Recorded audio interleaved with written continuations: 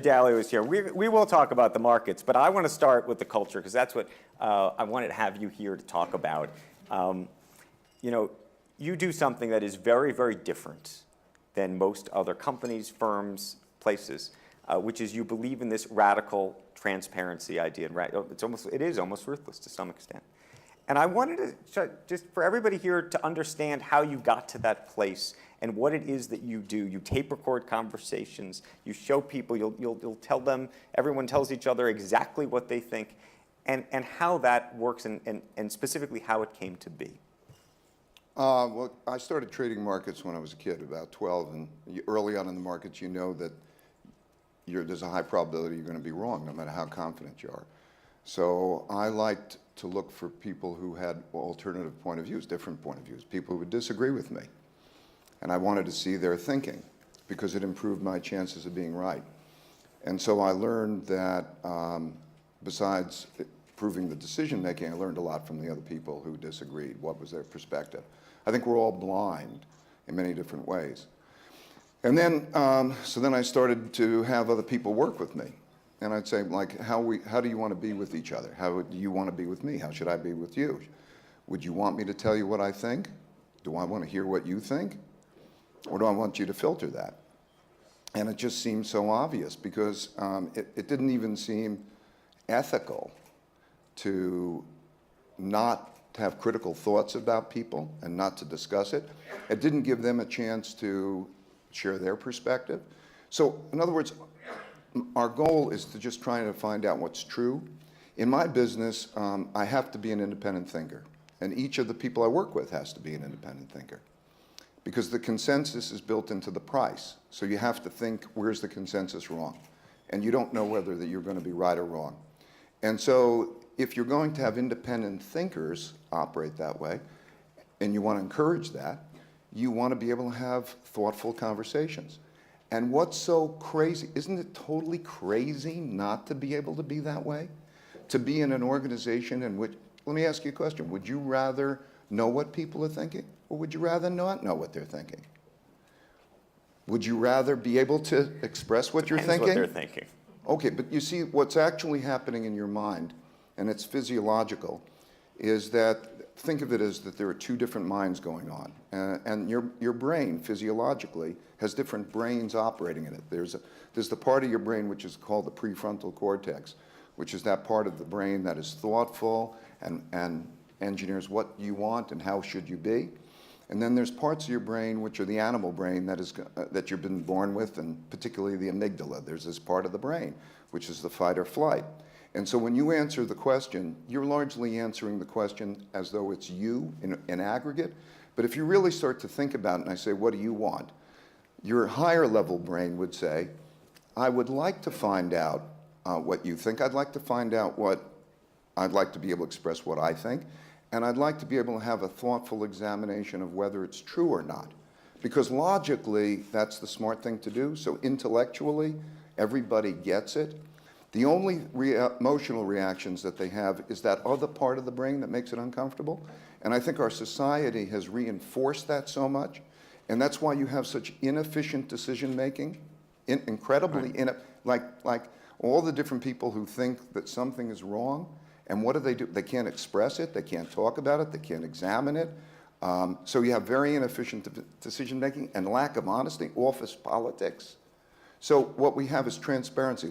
So yes, everything is taped so that everybody can hear every conversation. The only conversations that we don't have taped are those that might, if we have a proprietary trade or if we're having some personal issue that is not related to the business, a health issue and so on, we don't tape that. But every tape of everybody's conversations are taped and everybody can listen to. Now that's very shocking, but it means that everybody doesn't have spin. There's no spin. You could form your own opinions. It builds trust. It's fantastic. How often do you feel uncomfortable on any given day? I'm made comfortable by it. What makes me uncomfortable is when we don't know such things. And we describe the process, most people are like this. There's about an 18-month adjustment process, which you would call sort of getting to the other side, in which there's when you come to your firm. When you come to the firm, people, before they come to the firm, they intellectually say, yes, that's right. I would like to know what my strengths and weaknesses are. I want to be able to speak up about anything if I don't think it's right. I want to be able to make sense of anything. I want to have that total freedom. So they want it intellectually, and we show them the tapes of what it's like, because we got a lot of tapes to show. So we show them the tapes of what it's like, and they say, yeah, I want that. But they're not used to it yet. So much of what we do is habit. Habit comes from a part of the brain, basal ganglia. There's this habit, and you have to get used to it. And it takes about an 18-month period on average to go through a process that we are being able to operate that way. But it's a culture that operates that way, and so it's self-reinforcing. It becomes like mistakes. Mistakes are good things. Mistakes are good things, meaning if they're made in learning. In other words, mistakes are how we learn, because mistakes produce pain. And if you produce that and you convert that to learning, like, for example, punishing people for mistakes is bad because they hide things. Where if you were to say to your kid who makes a mistake, the only thing you have to do is tell me what would you have done different in the future, and then we'll be good. That makes that a learning process. Or weaknesses. Everybody has has a number of weaknesses. The great people that I've seen in almost any area always have weaknesses. They just have known what their weaknesses are and have ways of getting around those weaknesses. So everybody feels really good about that, and after 18 months or so, they can't imagine working in another place. What percentage of people come to your office thinking this is a good idea, and they can't get through the 18 months? About 35% of them don't get through the 18 months for one reason or another. I mean, it's either the cultural thing. Everybody has a challenge during that period. And their two brains wrestle with each other. What I mean that their upper level brain always is saying, okay, this process is good and it's healthy and so on. And the lower level them says, it's difficult. And they wrestle, and that wrestling match, so about 35% are gone in the first 18 months or so. But 50% of the population who worked there 10 years ago still works there and wouldn't work anywhere else, because they can't imagine going into an organization in which there's not that transparency. How frequently do you listen to the how often do you actually go back to these tapes? People freely go back to the tapes all the time. They go back to the tapes and it's so that they can hear to hold you accountable, to say, we were at a meeting two weeks ago, you said X, now you're saying Y, let me show you what you said. I mean, is it like a video replay? Well, it's mostly also to get exposure to what's going on. So, for example, because there's no spin in the company, I mean, can you imagine what we're talking about, General Motors? Can you imagine, wouldn't you love to see those tapes? I mean, of it going through what it went through and the people operating that way? Okay, so now you're a General Motors employee going through that, and you could see all of that. And then there's open discussion about all of that. Okay, so it's definitely different, but it means that there's no spin and you can't hold them. So people look at it to try to say what's really going on, either for the company as a whole or for them as individuals, because like if they're talked about, they'd like to know what so there's you can't talk behind anybody's back. So for example, they either are called up and put into the meeting or that they see the tape. So if I was talking, usual company, you know, two bosses sit down and they say, I think Bob is doing a pretty lousy job, and then they call him in and they say, hey, Bob, you know, and he comes in, and then they give him some kind of spin thing, and then he goes out, and they don't have a quality conversation. Well, here you get to see that stuff. So you know that there's real honesty. You know, there's one sentence that I try to describe Bridgewater by, and it's meaningful work and meaningful relationships. This is what I want: meaningful work and meaningful relationships through radical truth and radical transparency. So meaningful work means like we're in a mission together, we're excited about what we do, we want to do it excellently, that's meaningful work. Meaningful relationships are these relationships in where there's, you know, like the honesty helps you. You can argue things through, but you always know that there's honesty and that there's mutual caring for each other. Radical truth means that knowing what is true, to be able to deal with reality whether you like the reality or not, but to know what reality is. Like, imagine if you had a disease, would you want to know that you had that disease, or would you not want to know? I'd want to know. And so to know, if you have a weakness, do you want to know you have the weakness, or do you not want to know? Radical truth and radical transparency means you get to see everything. That's very powerful. And it's particularly powerful even in this day and age. I believe that everything works like a machine. So when we talk about markets, when we talk about economics, you know how I think it's just a machine. Everything has cause-effect relationships, and you can program all of that. We're machines. Human brain's a machine, and we operate that way. And in today's age, we have data. We have a lot of data. And so to be able to look at what people are like is a powerful thing. When I hear the interview about General Motors, and you think about one company or another, you think of Tesla, and by contrast. Okay, look, there are two things that make a difference. It's either people or culture, okay? And that's everything. And so everybody's talking about this was done or that was done. Step back. What were your people like? How are they different? What is your culture like, and how's that different?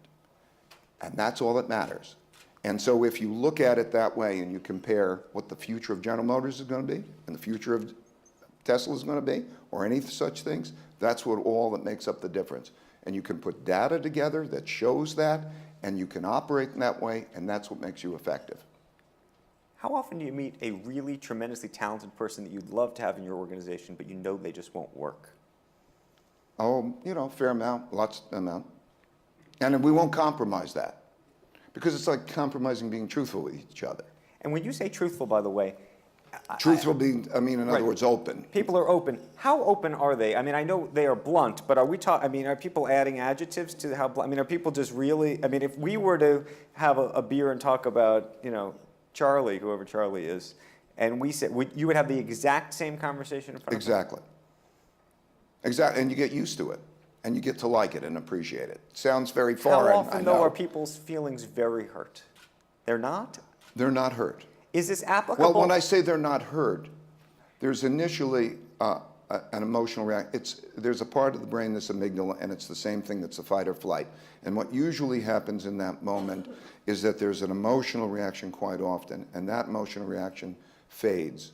And so if you give it an hour or two, particularly if you could see yourself in the meeting and so on, and you know that you're not trying to hurt people. Because let's say if you were trying to hurt people, that would become apparent in the tape.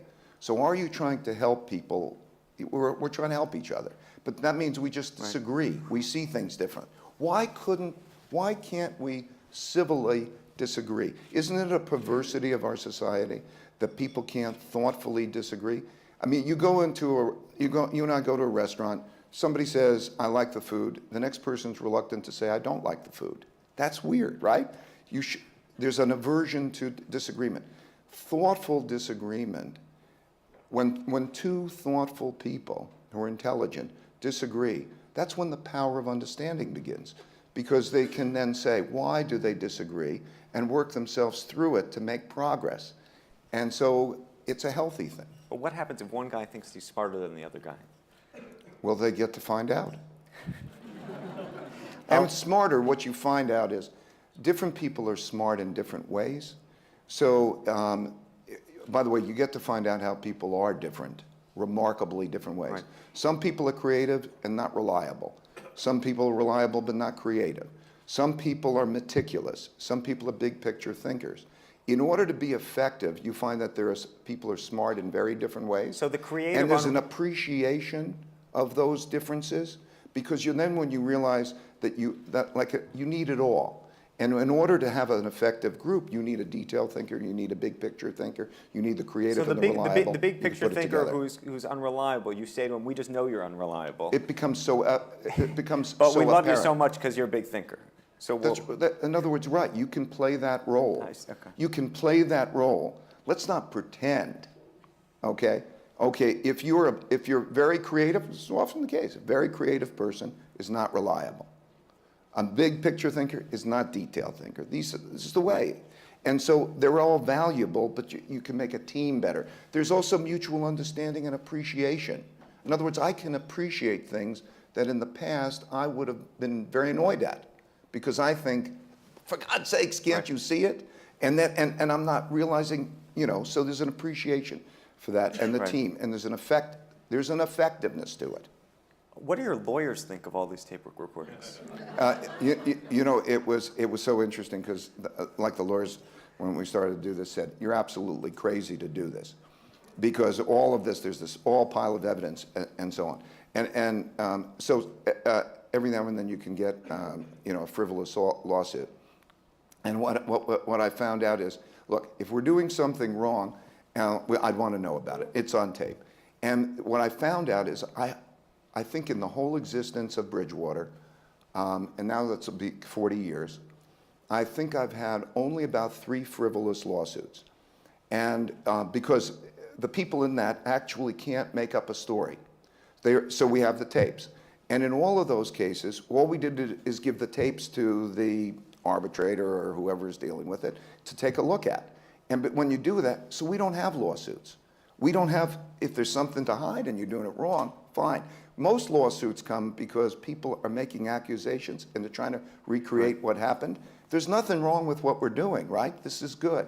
So we might make mistakes, but... Right. I want to open up for questions, but I'd be remiss if I didn't ask, just where are you, totally on a different subject, which is where are you on the market so we know? We just have Lloyd Blankfein in here who seems relatively bullish on where the world was headed. Are you? Again, I want to just take a minute on the machine that gets me to where I am, okay?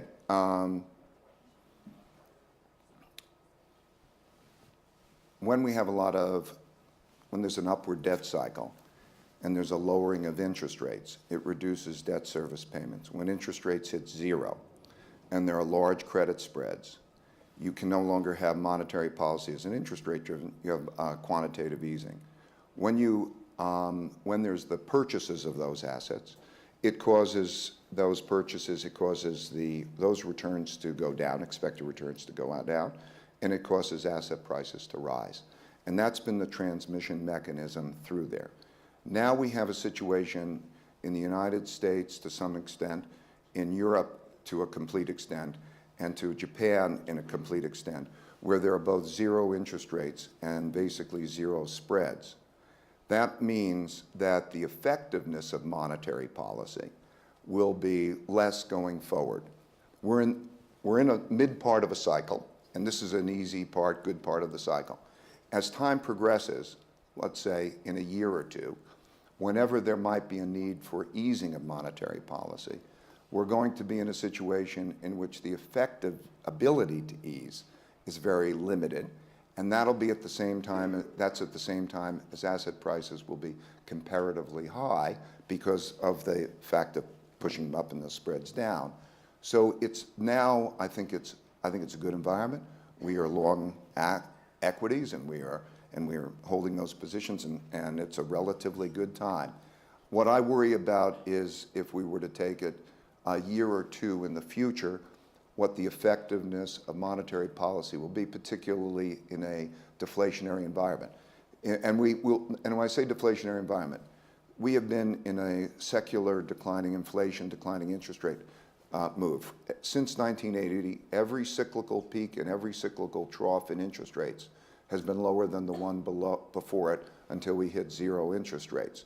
So there's a force, it won't take too much time to describe, but there's a big deflationary force. And when we're at 0, that day will come in terms of those deflationary pressures. We're seeing it in oil and such things. So it is that concern at that point that I think it'll be a big difference in the world economy. So we are almost at the end of the ability to squeeze more out of it. And if you look at capitalism, it's the spread that is the transmission mechanism. Everybody's looking for spread. And it's that spread that is the transition mechanism that makes lending and that go through. And then there's lowering interest rates and lowers debt service payments. That dynamic, which capitalism is based on, is going to become decreasingly effective in the not immediate, but longer term future.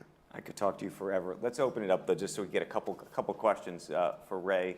If you have a hand, please throw your hand up.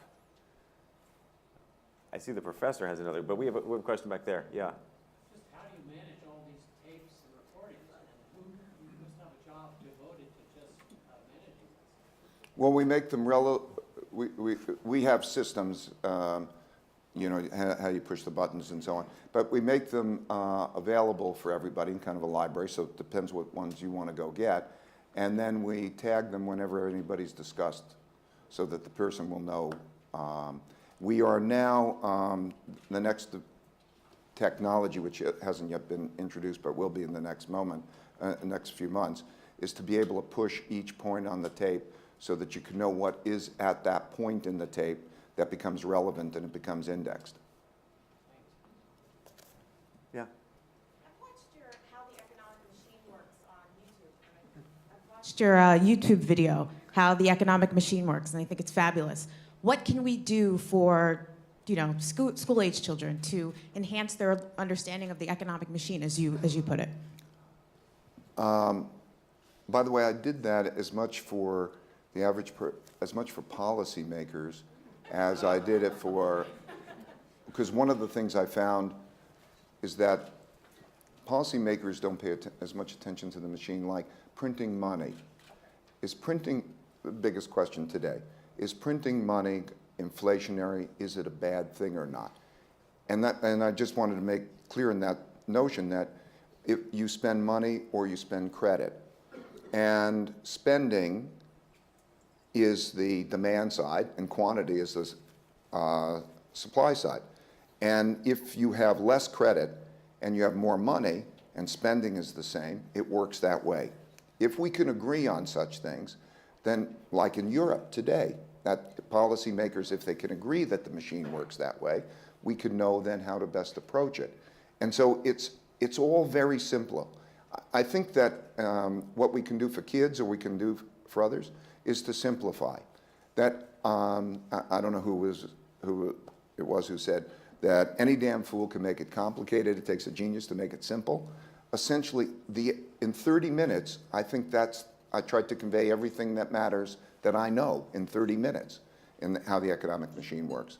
And I think if we go back to that basic, simple level and we start there, it's like math, you know? When you're taught, what does 12 times 35 equal? And you can do that in a complicated way, or you can do it in a simple way that you might say, let's round 12 to 10, and let's round 35 to 40, and it's about 400, and that you can do it. If we simplify that and deal with the basics, I think it's helpful. Let's take in one final question, Jacob. What are some of your own shortcomings that you've learned about from watching the tapes? Oh, I got a laundry list. First of all, I have a terrible memory. I'm very unreliable. I'm incredibly forgetful. I need people around who will take care of a lot of things that for me. In other words, I need handlers. And people who are meticulous and organized. And those are my, you know, those would be the major. I miss, by the way, I mean, like at any time, I believe that I'm missing a lot. Like I look at, there's so many things that I'm not seeing. The one thing that's good about that is that I know that I'm not seeing them. And so that's why I keep going to other people who I find see differently. And that's my biggest advantage. My biggest advantage is not what I know. What I know is a small percentage of what I need to know. My biggest advantage is that I know that I don't know a lot, and I'm worried about not knowing, and that I know how to speak to people who might know a lot, and then have that process, and then through that I learn a lot, and I minimize my chances of harming myself because I don't know. You are reliable for a very great conversation. Thank you, Dalio.